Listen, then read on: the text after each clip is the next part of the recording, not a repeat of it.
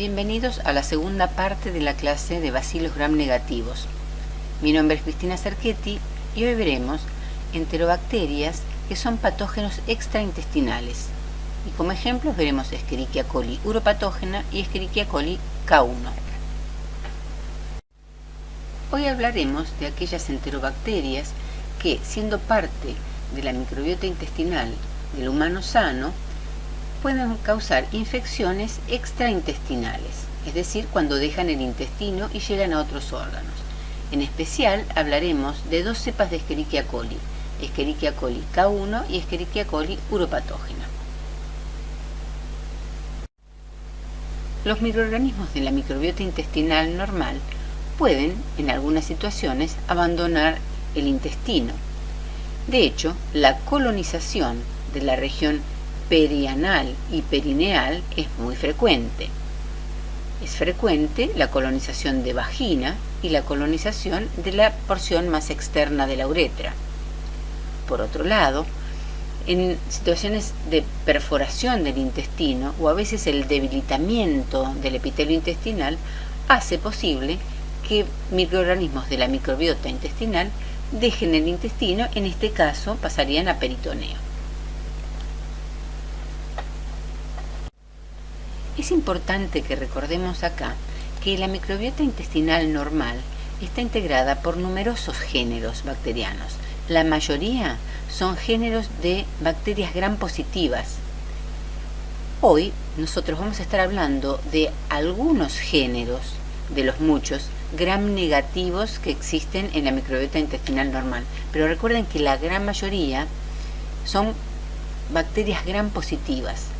Es decir, que cuando nosotros estamos hablando de la forma en que las enterobacterias de las cuales vamos a estar hablando hoy abandonan el intestino y llegan a otros órganos, piensen que cuando eso está ocurriendo también están abandonando el intestino otras bacterias de otros géneros. Es decir, otras patologías podrían ocurrir de la misma forma en que hoy estamos analizando la patología que ocurre cuando las enterobacterias abandonan el intestino. Hecha esta aclaración entonces, recordemos que entre las enterobacterias existen géneros que con más frecuencia van a causar infecciones extraintestinales. Por ejemplo, Klebsiella, Proteus, Serratia, Enterobacter y Escherichia coli. Vemos aquí ejemplos de algunas de las infecciones que pueden ser causadas por enterobacterias que están habitando el intestino del humano sano cuando alcanzan otros órganos. Fíjense que tenemos desde infecciones gravísimas que pueden causar la muerte del paciente, como son infecciones del sistema nervioso central, hasta infecciones de la vejiga, cistitis, que son muy frecuentes en los individuos de la comunidad. Tenemos también infecciones sistémicas, respiratorias, infecciones de riñón. Muchas de las infecciones causadas por enterobacterias ocurren en el hospital, es decir, forman parte de las infecciones intrahospitalarias. Es importantísimo recordar acá que muchas de las infecciones intrahospitalarias pueden ser evitadas con el buen lavado de manos. Recuerden que las enterobacterias pueden estar en forma transitoria colonizando la piel del humano sano. Nos podríamos preguntar en este momento si todas las cepas de Escherichia coli que abandonan el intestino y llegan a otros órganos van a producir las mismas infecciones. Y la respuesta es no. Las bacterias van a producir las infecciones donde puedan producirlas. Esto es, cuando tengan los factores de virulencia que la habiliten a hacerlo. Esto lo vamos a ver en los próximos ejemplos. Es frecuente que los individuos sanos tengan colonizada la región perianal y perineal con bacterias provenientes del colon.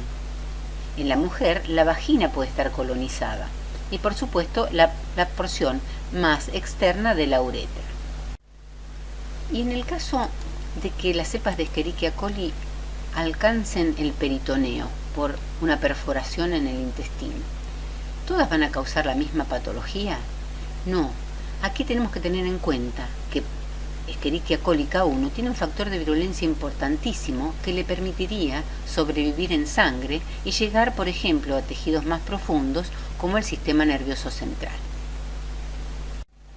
Evolutivamente, la cepa comensal de Escherichia coli adquirió por transferencia horizontal de genes información que le permiten sintetizar factores de virulencia especializados y que la transforman en un patógeno eficiente en producir infecciones del tracto urinario. Estamos hablando de Escherichia coli uropatógena.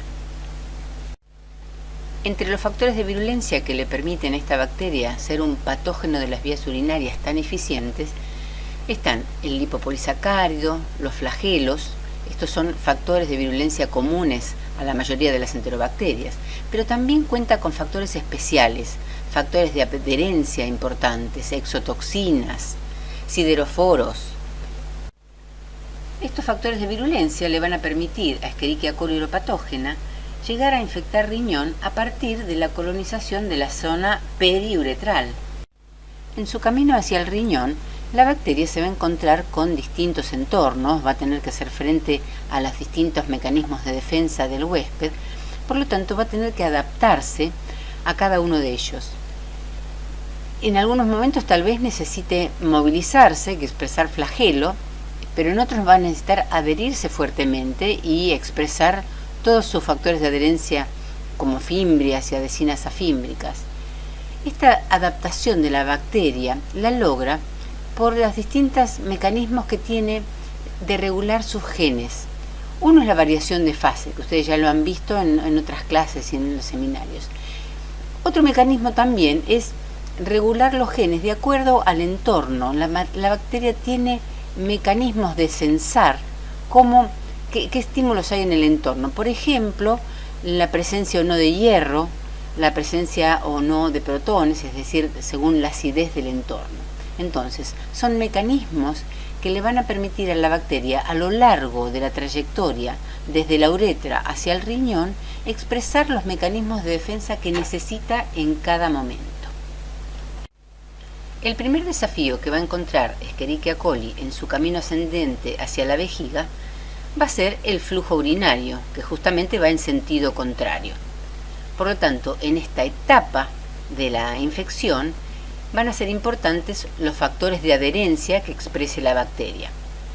También va a favorecer este ascenso alguna conducta del huésped, por ejemplo, la retención de orina. Cuanto menos flujo urinario se produzca, mayor va a ser la posibilidad de Escherichia coli de llegar a la vejiga. Una vez que Escherichia coli alcanzó la vejiga, se reproduce rápidamente en la luz vesical, favorecida por la presencia de orina, que es un excelente caldo de cultivo.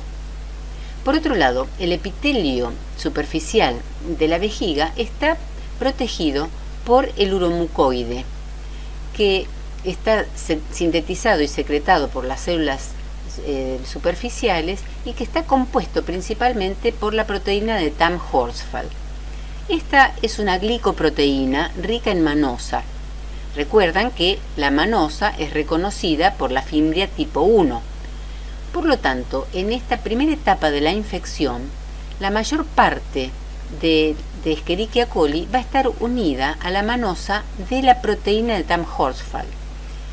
Esto hace que la mayor parte de las bacterias van a ser eliminadas porque la proteína de Tamm-Horsfall se despega de la capa de uromucoides, se despega de la superficie y va a ser eliminada por la orina. Sin embargo, en algún momento la capa de uromucoide puede dañarse. Esto puede darse, por ejemplo, por la gran acidificación de la orina que produce Escherichia coli al multiplicarse. Por lo tanto, cuando la capa de uromucoide se daña, se exponen las uroplaquinas.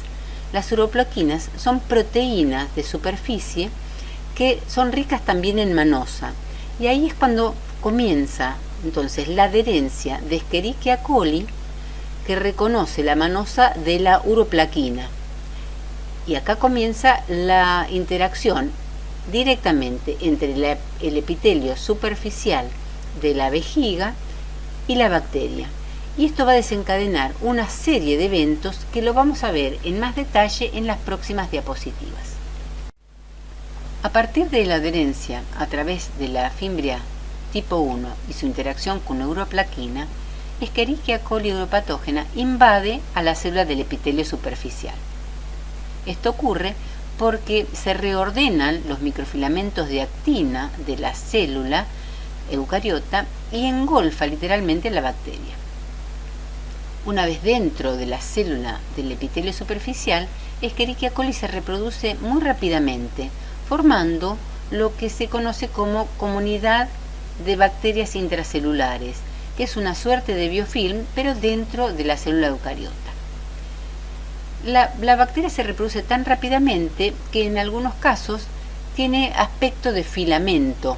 Esto ocurre porque a la velocidad que se reproduce la bacteria no le da tiempo a formar el septum y separarse una célula hija de la otra.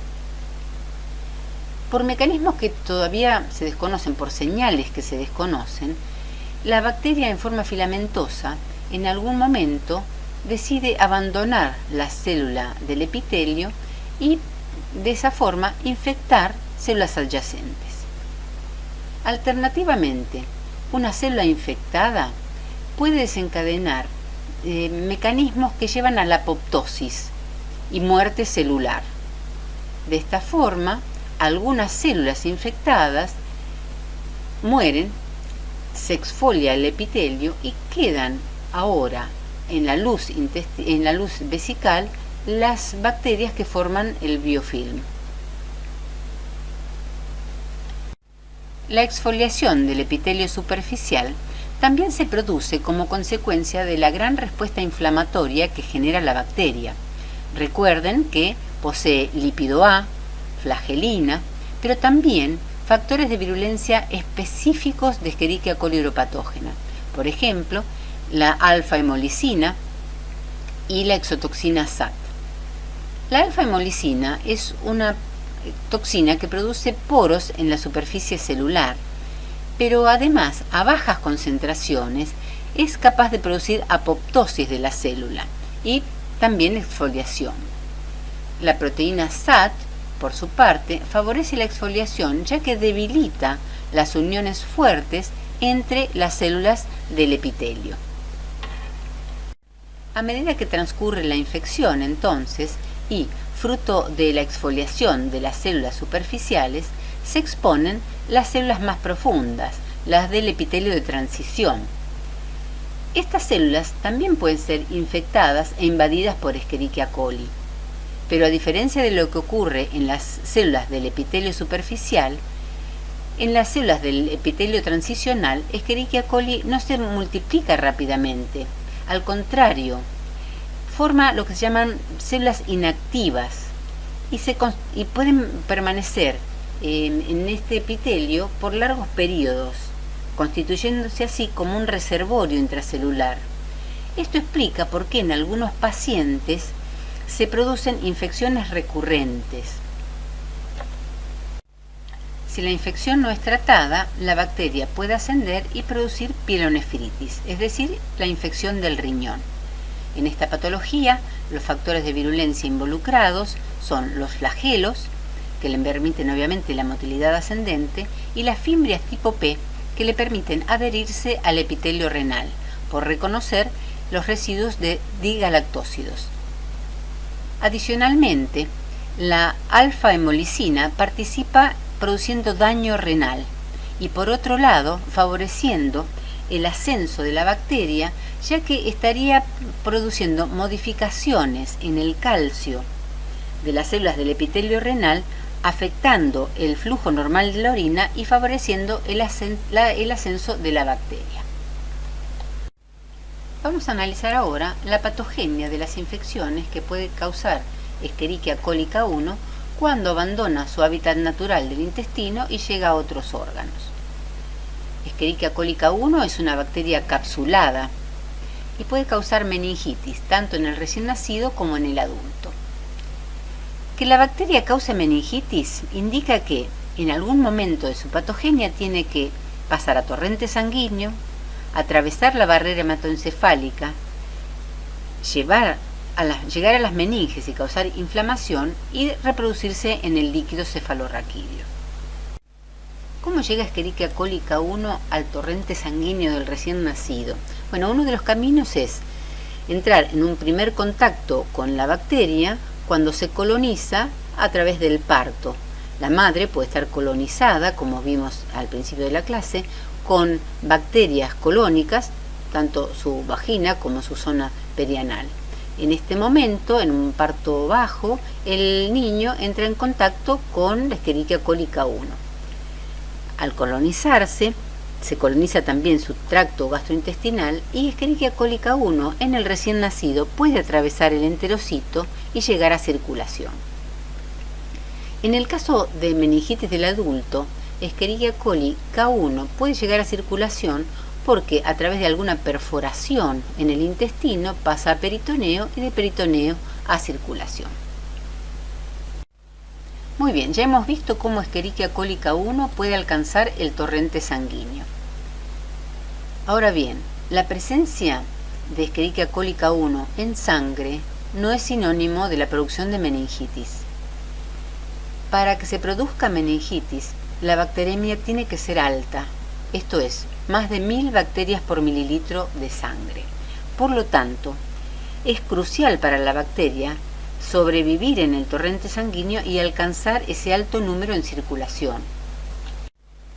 Escherichia coli K1 va a poder permanecer en el torrente sanguíneo gracias a su cápsula de ácido policiálico. Esta cápsula va a impedir que los polimorfonucleares la fagociten y junto con una proteína de membrana externa como la OMP-A va a impedir que el sistema complemento la afecte. Por otro lado, Escherichia coli K1 puede invadir células como monocitos o macrófagos. Una vez dentro del monocito o del macrófago, Escherichia coli K1 va a ser capaz de inhibir la apoptosis de la célula y la liberación de citoquinas. Por lo tanto, dentro de los macrófagos o monocitos, la bacteria se provee de un nicho que le permite replicarse y alcanzar un buen número antes de volver a circulación.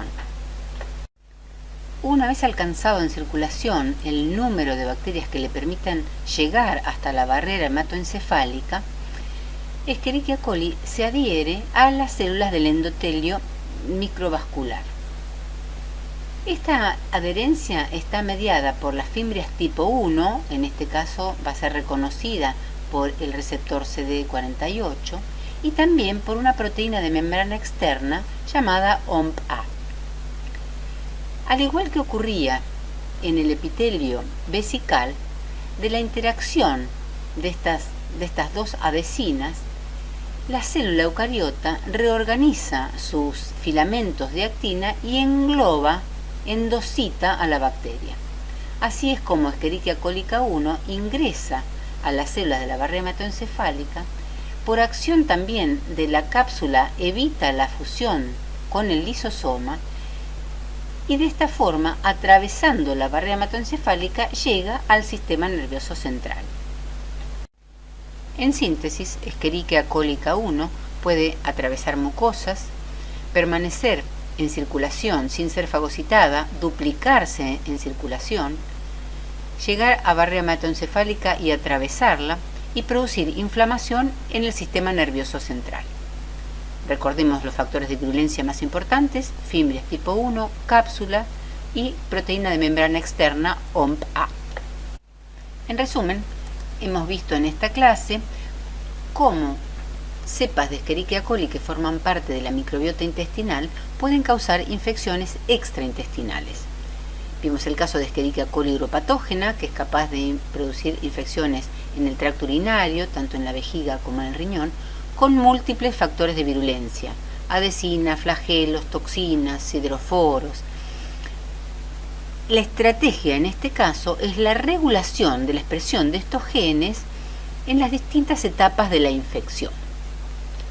Mientras que Escherichia coli K1, como acabamos de ver, es capaz de producir infecciones en tejidos tan profundos como el sistema nervioso central, utilizando relativamente pocos factores de virulencia como cápsula y adhesinas, pero teniendo como estrategia principal la evasión al sistema inmune del huésped.